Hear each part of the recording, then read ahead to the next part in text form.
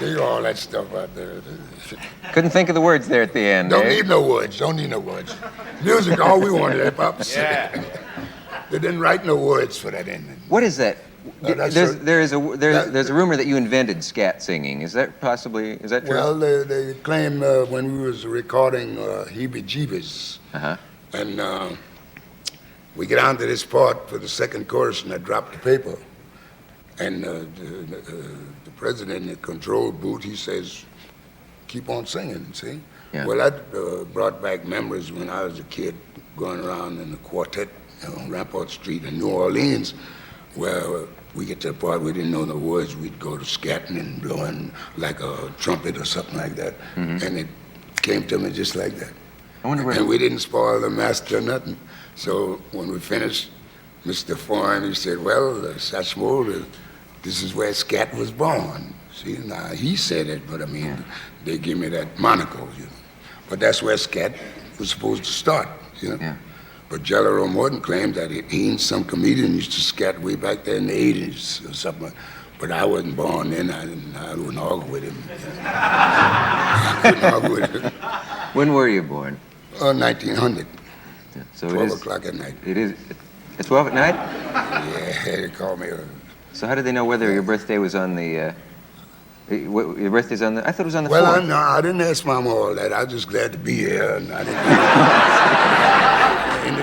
I wouldn't interfere with her business. You know? No, I wouldn't. We have to take a message. We'll be right back. Yeah, I'm just glad.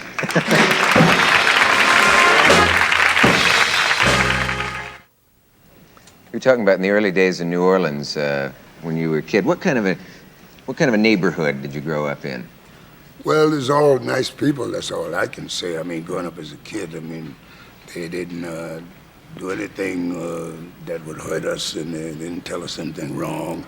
And quite naturally, when they'd having their good times at night around the honky-tonks and things like that, most of the kids was in bed anyway. They didn't pay no attention. You know, you can get used to anything. And they went right to schoolhouse and right in the neighborhood and everything. But there were a lot of very racy neighborhoods in the Well, 70s. yeah, you find that in any city, but New Orleans was the beginning, you know. Yeah. Down there where the pimps and and others. kiddies and things, you know. How did the kids stay out of trouble with all that around him? Well, that's what I say. A lot of the kids, at night when they're getting kind of late, moms would make them go to bed anyway, you know, because it didn't start till late. The honky-tonks didn't open up until almost midnight and run. The kids was on their way to school and a whole lot of things they didn't pay no attention to, you know. Your mother made you go to bed early? Well, when she could catch me, you know, I mean, I'd slip around. I had to hear Joe Oliver blow one time before I went to bed, and it was kind of late. Yeah. But I made up all right. I mean, I didn't overdo it. And sometimes the kids, you know, they look so old, around 14 or 15, on account of that sun and stuff like that.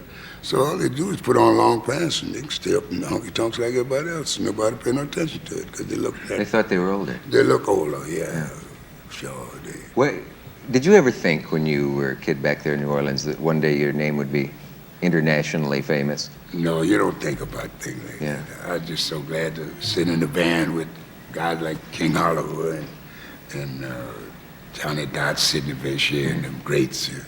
That was my happiness. See, the average guy, when he comes to be a star, the public wish that on him and things like that. Because I was just satisfied sitting at tailgate there in the wagons, and another wagon would pull up on the corner, and then we'd chain the wheels, and that was my kicks, you know, trying to blow that cat out of the wagon there. But the public makes sure things like that. You know? Do you live lavishly? Well, I live normally, just the nice things. I mean, I don't ask for nothing I can't get, and I always like good things, you know. And that's all you need, you know. You don't have to put a sign on the back.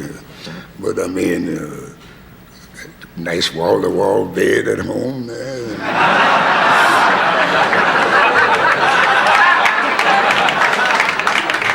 That 3 scarves, you know. The only person I know who has a wall-to-wall bed. Oh, they got them. They just don't want to let you know about it. I bet you got one. I bet you got one. I'm lucky to have walls. Well, I never did care for twin beds. No. You frown on that, do you? Well, I don't know. It's a little too rough, man. By the time you get over the other bed, you're so tired. You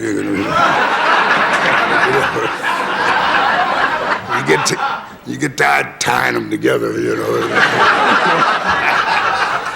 Oh, get that big one, and that's it, you know. You should publish a book of household tips. Well, I mean, that'll cost a little more, but I mean, in the long run. Yeah. You get tired of being on the road, traveling around? Well, no, my wife's with me a lot of time, most of the time. We go all over the world. She's right there. And so I ain't away from me to get homesick, you know. So, I mean, we do the usual things. That's all necessary. Do you like having a fuss made over you when you have all of these events honoring you? No, that's what I said in bargain for that. Coming up from New Orleans, I mean, all the cats here, we'd play a street parade, a funeral, and all my gang would be behind, you know, second line and raggedy cats, and blow it, Dipper, my name was Dipper, about to blow it there, blow that funeral march so pretty, the cats wiping their eyes. As soon as we put that cat in the ground and we come back swinging Disney Ramble and everybody's getting ready to really romp then, you know, because he's gone. He can't do nothing, you know. So we rejoice for the dead down there. You rejoice? Yeah, they don't mope too much, you know. And I like New Orleans for the music it played, even in the brass band. They swung just like an orchestra, you know. Nothing. Because when they hit Panama and King Oliver and Manny Parade and get the blow in Panama, all them raggedy cats in the second line would make him take an encore in the streets, you know, in brass band. You know the wailing, eh? Do you have all your records? Yes, sir. Do you have them all? Every one of them. Yeah. That's a valuable collection. I put them on because tape. there's some that are... You know, well, it's nice to have because that's my life story in them tapes, and all I got to do is just reach up there and play one. I can write articles for hours just for one reel, you know, the things that went down, and memories, and things like that. And then I write other cats, and they answer from New Orleans. I get a lot of food for thoughts. Didn't you write? I read somewhere that you had written. I wish I could shimmy like my sister Kate. Is that a true story? Yeah, well, I was young then. I didn't know about no copyright and all that stuff. You know what I mean? The cat come up and say, well, I'll give you $50 for that song. And it's the first time I heard the name $50 way back there in 1917, you know? So that's what it was, and a promise. But when I look around, the song's a big hit, and I ain't got that 50 yet. You know, that's the way they Somebody put made a lot of money on that it. okey doke on you, yeah. But I got hip after that, you know. After that, you learned. Well, I come into putting that dollar on them tunes and sending them to Washington like everybody else, you know. I wrote Strutting with some barbecue and Someday and If We Never Meet Again with Horace Gorlak and a lot of good ones. What was the original title of Sister Kate? We used to call it Get Off of Katie's Head, and that wasn't good enough title. They changed it later. Get Off of Katie's Head? Yeah, That's the original title? I didn't know what else to call it. Get Off of Katie's Head. Yeah. I don't know why we said it. I'll ask what that means. But they changed it. So. I'm afraid I'll ask what that means during this message from our local station. Yeah, well, you better do that.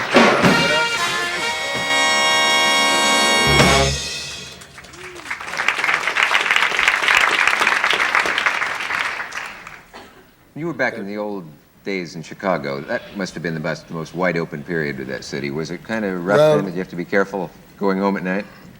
Well, when I went to Chicago, it was in 1922. And I was 22 years old. And I went up there to play second cornet rather, with King Oliver, you know, at the Lincoln Gardens. And in those days, it wasn't that bad that you had to be careful that you would be held up or something like that. But during the days of the gangsters, it was kind of rough, you know. Did you run into any gangsters? From that area.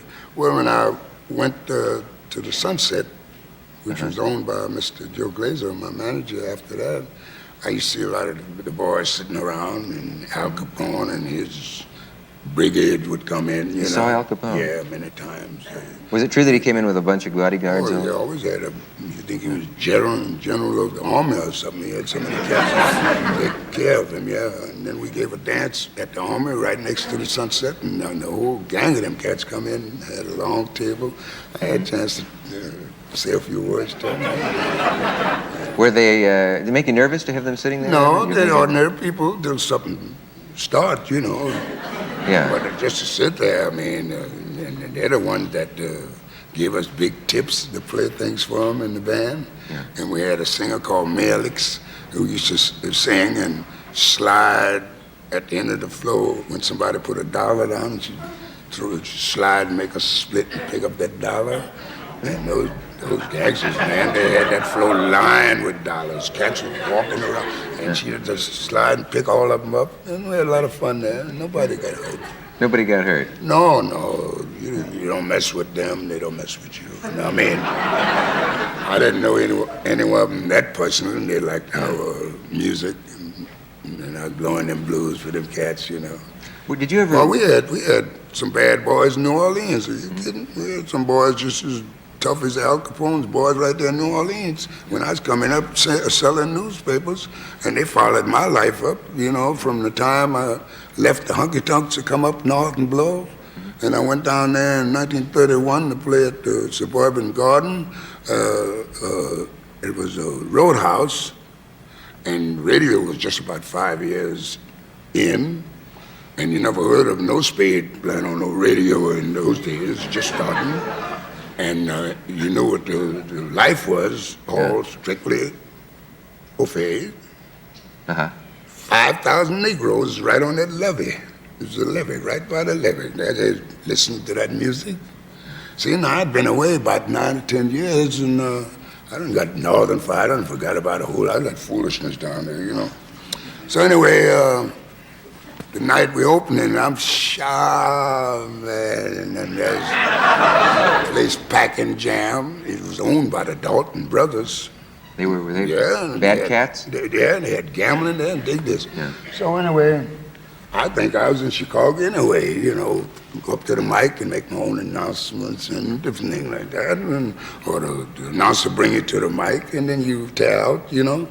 But this night, they done prop this man up to just that big deal. Now you bring on Louis Armstrong, he's a New Orleans boy, and blah, blah, blah. So I'm straight, all the boys said, this is nice. But a second before this cat had to go to that mic and bring me on, he walked away and said, I just can't introduce that nigga. Can't do it. So the Dalton boys want to wash him within, you know what I mean? But anyhow, they come to me and told me what he says. I said, well, don't worry about it, you know? I said, give me a card, boys. And I walked to that mic, and they da-da, shim, and I walked to that mic. And before I opened my mouth, there's all the white boys that I was raised with, you know, sitting up there, sharp, done got rich. Their fathers done left them the produce places and different things. They were, when we was kids, we'd hang around, and after school, we'd go out in the lots and play cowboys and Indians with old broken slates and things like that. You know what I mean? Mm-hmm. We was the Indians. Oh yeah, we fight one. And I've stood there 20 minutes, and they hollering, Dipper, Satch, blah, blah, blah, blah. And when I went into pale moon shining, man, you thought the walls was coming in. And this announcer standing there, you say, well, I didn't know this would happen in the South in New Orleans. It never happened before. So they fired him and everything, and I took over myself.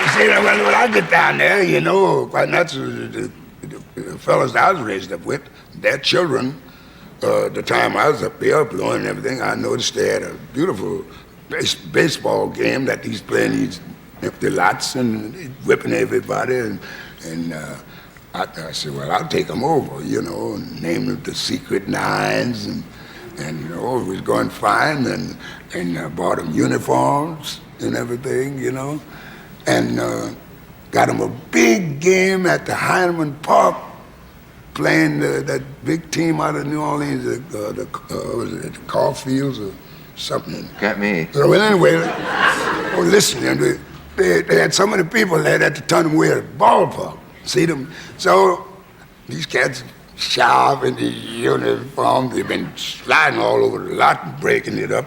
But when they got in this field, and I had to throw the first ball, you know, like the governor or somebody, or president, and I had that felt hat turned down, and I'm sharp as a whip.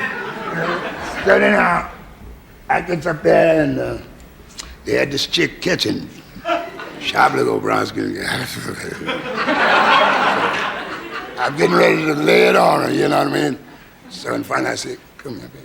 You know, like they do on the ball field. Yeah. So I whispered something in her ear, and all the cats from my neighborhood, oh, no, let us hear what you're telling her. You know, I whisper on the park. I said, well, I'm just talking about baseball and stuff like that. And when you know them boys, when they got out there, they was too proud to slide in those uniforms. That's how it was. Oh, no. I said, slide, man. No, man, I ain't up in the shop in my life. I ain't we have to take. Wait a minute, can I tell you one thing? Yes? Well, oh, no, you can't. We have a station break. Will you tell it after that? We'll be right back. There you go.